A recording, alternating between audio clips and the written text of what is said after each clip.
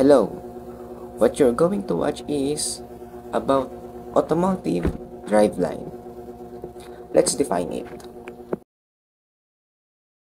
The automotive driveline is a system that transfers power from the engine to the wheels, allowing the vehicle to move.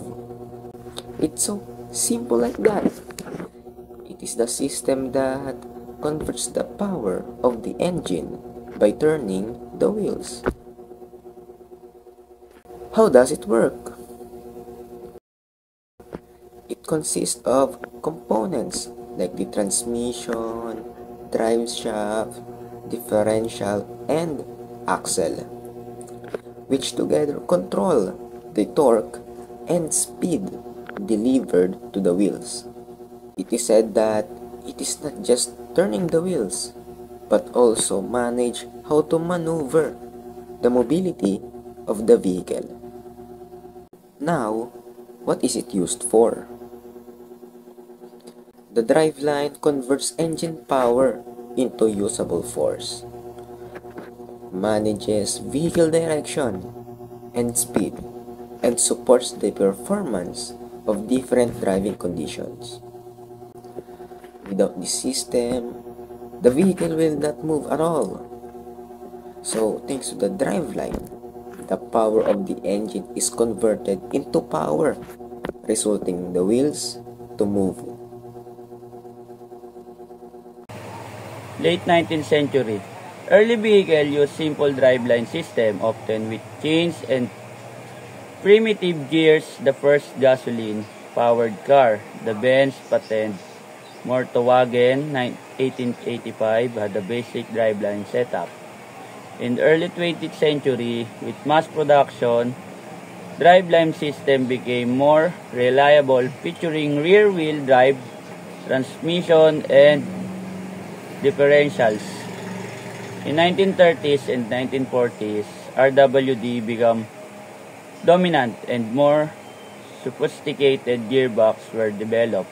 1950s to 1970s, front-wheel drive or FWD gained popularity for its space and efficiency advantage. Automatic transmission and 4WD and AWD system also emerged. 1980s to present, advanced drivetrains include electronically controlled automatic transmissions, hybrid and electric drivetrains, and more complex AWD or 4WD systems. Electric vehicles or EVs use motors instead of combustion engines, revolutionizing driveline design. So, hi guys, we're back and today our discussion is about driveline. So, here are the parts and function of a driveline. So, there are 12 parts of a driveline. First is plane shield, a component that connects the drive shaft to the differential or transfer case. Next is U-joint bearing plate style. It refers to the U-joint design where the bearings are enclosed within a plate style configuration. Slip yoke BP style, a yoke that allows for the adjustment of length in a drive shaft. BP could refer to a specific style or bearing plate. Tube shaft, the main portion of a drive shaft, usually a hollow tube that transmits torque from the engine to the wheels or other drivetrain components. Tube. It's likely referring to the shaft of the drive shaft, typically made of steel or aluminum, used to transfer power and torque from the engine to the wheels. Tube yoke, a yoke attached to the tube shaft, typically used to connect the drive shaft to other components such as the differential or transfer case. End yoke. Located at the ends of a drive shaft, these yokes connects to components like the differential or transfer case and are part of the U-joint assembly. Midship shaft, a drive shaft component that connects between the front and rear section of a drive shaft. Center bearing, a bearing used in multi-piece drive shaft to support the middle section of the drive shaft tube item. Tube, likely a duplicate of the earlier tube item. Tube yoke, again, a yoke attached to the tube shaft. U-joint, a universal joint that allows for the transfer of torque and rotation movement between two shafts. And that's all. Thank you. Basic construction of driveline or powertrain. In an automobile, is a system responsible for transmitting power from the engine to the wheels, enabling the vehicle to move. Here are its components. Number 1. Engine. The source of power, either an internal combustion (ICE) or an electric motor. 2. Transmission. This component adjusts the engine's output, torque and speed to appropriate levels for the wheels. Number 3. Clutch for manual transmission. It connects and disconnects the engine power from the transmission, allowing the driver to change gears. Number 4. Drive shaft. Drive shaft, a rotating shaft that transmits power from the transmission to the differential. It's typically used in rear-wheel drive or RWD and all-wheel drive or AWD vehicles. Number 5. Differential. This component allows the drive wheels to rotate at different speeds, particularly important when turning as the inside wheel travels a shorter distance than the outside wheel. Number 6. Axles. These are shafts that transmits power from the differential to the wheels. Number 7. Wheels. The final component that receives power to turn and propel the vehicle. The primary function of the driveline is to efficiently transmit power from the engine to the wheels while ensuring smooth operation, handling, and performance characteristics like acceleration and fuel efficiency.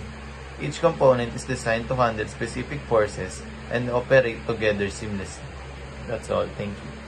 Two-shaft driveline uses two drive shafts, one for each rear wheel. This is commonly in some of all-wheel drive vehicles. Single shaft driveline use a single drive shaft to transmit power to the rear axle, commonly in rear-wheel drive vehicles. IRS, Dependent Rear Suspension Driveline, uses separate axles and drive shaft for each rear wheel, allowing for independent wheel movement. This is common in some performance cars and rear-wheel drive vehicles. The driveline. The driveline of a vehicle is a crucial system that transforms power from the engine to the wheels, ensuring smooth operation and handling. It consists of several key components, including the transmission, which converts engine power into usable torque, and the drive shaft, a cylinder shaft that transmitted torque to the differential. The differential allows the wheels to rotate at a different speed, particularly when turning, while the axle connects the differential to the wheels, enabling them to turn effectively. Finally, the wheels hub supports the wheel's rotation, allowing the vehicle to move. In practical terms, when you start the engine, it generates powers that flows the transmission, which sends the torque through the drive shaft to the differential, and the differential splits the power between the left and the right axle, which leads to the wheels turning at a varying speed. This intricate system allows the vehicle to navigate smoothly and efficiently, whether you're accelerating, cruising, or taking a turn. Understanding the driveline enhances your appreciation for the vehicle engineering and can be particularly useful when maintaining or troubleshooting your vehicle. Our topic today is driveline. The topic of driveline encompasses various aspects of a vehicle's power transmission system. First, components, functions, types, connection, and goals. What is the four driveline types? First, front-wheel drive, rear-wheel drive, all-wheel drive, and four-wheel drive. And what is linkage and connection? First, universal joints, constant velocity joints, shafts, and axle shafts. What is a subtopic of driveline? First, type shaft dynamics, axle and differential design, transmission technologies, all-wheel electric system, and hybrid drivelines. What is application of driveline? First, passenger vehicles, commercial vehicles, industrial machinery, and agricultural equipment. Let's tackle how the propeller shaft should be properly installed in the vehicle with correct alignment. The only thing you need to know is that when installing the shaft, it must have an angle. This angle helps to minimize vibration, ensure smooth rotation, and control speed and power loss. However, an excessively high angle can cause issues such as joint failure, improper rotation, excessive vibration, and noise. It can also affect the vehicle's ability to move and accelerate. To maintain proper alignment, a 2 to 3 angle is recommended, and the alignment should follow a parallelogram shape.